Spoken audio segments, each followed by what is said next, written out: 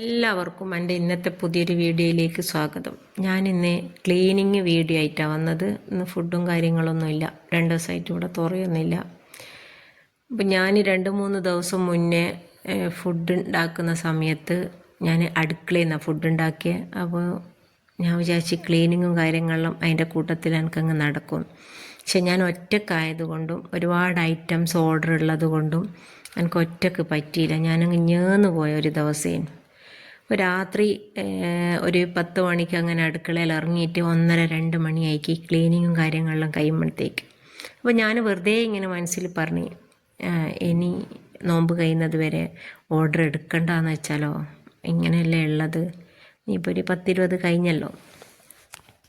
അതാ വരുന്നൊരറിയിപ്പ്, ഇനി ഗ്യാസ് കിട്ടൂല, മാസത്തിലൊരു ഗ്യാസാണ് കിട്ടും, അതുകൊണ്ട് എല്ലാവരും വിറകടുപ്പിൽ കത്തിക്കണമെന്നും പറഞ്ഞിട്ട്.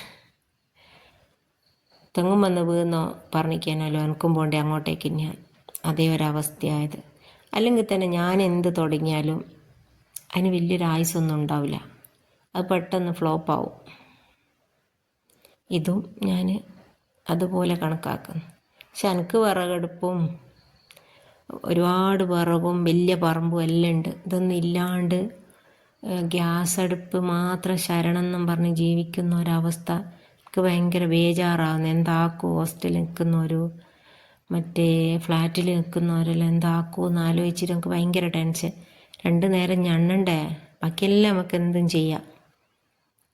എന്ത് ചെയ്യും? അടുക്കളയിൽ ഇപ്പം വിറകടുപ്പ് ഇല്ല, എല്ലാവരും ഒഴിവായി കളഞ്ഞിക്ക്, ഗ്യാസ് അടുപ്പ് മാത്രമേ ഉള്ളൂ.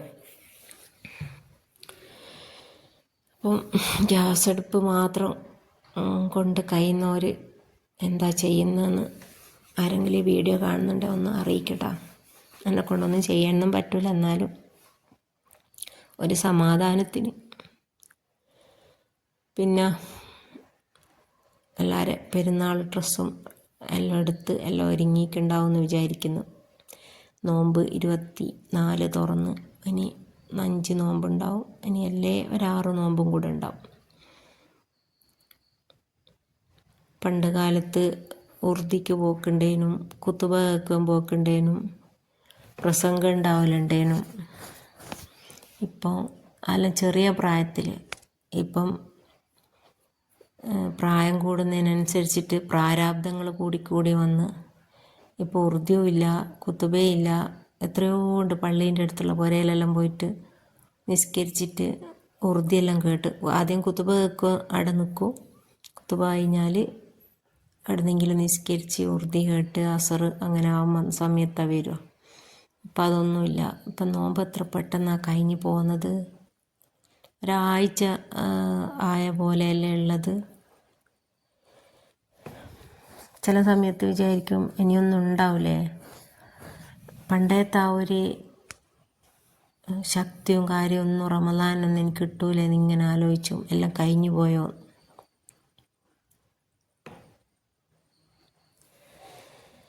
പിന്നെ വേറെന്തൊക്കെയാ വിശേഷം?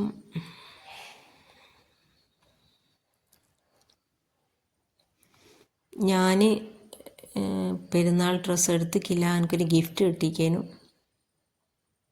അത് ഇതുവരെ ഒന്ന് ഇട്ട് നോക്കിയില്ല, ഇട്ട് നോക്കണം എന്നെപ്പം വിചാരിക്കും. ഞാൻ അങ്ങനെ പെരുന്നാളിന് മേക്സി മാത്രം എടുത്ത ഒരുപാട് പെരുന്നാൾ കഴിഞ്ഞു പോയി. ഇപ്രാവശ്യം കഴിഞ്ഞ വലിയ പെരുന്നാളിനും കുറച്ച് നല്ല ഡ്രസ്സ് എടുത്തേക്ക്.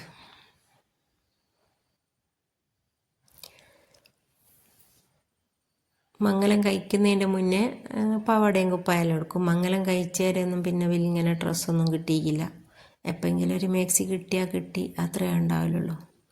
പിന്നെ കുറേ ആയിട്ടിപ്പോൾ മേക്സി തന്നെ. നല്ലൊരു ഡ്രസ്സ് അങ്ങനെ പെരുന്നാൾക്ക് എടുക്കില്ല, കാരണം എങ്ങോട്ടേക്കും പോകില്ല, പുരേ തന്നെ നിൽക്കുന്നില്ല. ആരെങ്കിലും വരുമോ എന്ന് വിചാരിച്ചിട്ട്. ചിലപ്പോൾ ആരെങ്കിലും വൈകുന്നേരത്തിനടുക്ക് ഒന്ന് പെരിയ പോവും, അത്ര തന്നെ. അപ്പോൾ അതും പ്രതീക്ഷിച്ച് നമ്മളിങ്ങനെ നിൽക്കണമല്ലോ. അതുകൊണ്ട് അങ്ങനെ നല്ല വിലേൻ്റെ ഡ്രസ്സൊന്നും എടുക്കലില്ല. ഈ പ്രാവശ്യം ഗിഫ്റ്റ് കിട്ടിയത് കൊണ്ട് പെരുന്നാൾക്ക് അതിടാമെന്ന് വിചാരിക്കുന്നുണ്ട്. അപ്പം നമുക്ക് ഭയങ്കര ടെൻഷനാണ്. എവിടുന്നെങ്കിലും എന്തെങ്കിലും ഒന്ന് കേട്ട് കഴിഞ്ഞാൽ ഇപ്പം തന്നെ ഗൾഫിൻ്റെ ഇങ്ങനെ കേട്ടിട്ട് പഠിച്ചോനെ എന്താവും എന്നുള്ള നല്ല ബേജാറുണ്ട്. യൂട്യൂബെല്ലാം തുറന്ന് നോക്കുമ്പോൾ ആർക്കും ഒരു ഊസലും ഇല്ല. ഈ അടുപ്പിൻ്റെ തന്നെ ഇങ്ങനെ വിചാരിക്കും, ഇനി ആരും അടുപ്പിൽ ഊതി കത്തിക്കുന്ന സൺക്രീമും മറ്റേ ക്രീമെല്ലാം ഇട്ടിട്ട്. അല്ലാ, അപ്പം നല്ല ഇടിയെല്ലാം പൊട്ടുന്നുണ്ട്. അപ്പം വീഡിയോ ഇത്രയൊക്കെ തന്നെയുള്ളൂ. വീഡിയോ ഇഷ്ടമായാൽ ലൈക്ക് ചെയ്യുക, ഷെയർ ചെയ്യുക, സബ്സ്ക്രൈബ് ചെയ്ത് സപ്പോർട്ട് ചെയ്യുക. ഇൻഷാ അല്ലാഹ് പുതിയ പുതിയ വീഡിയോസായിട്ട് ഇനിയും വരാം. അതുവരേക്കും എല്ലാവർക്കും ഒരിക്കൽ കൂടി ടാറ്റാ ബൈ പറഞ്ഞുകൊണ്ട്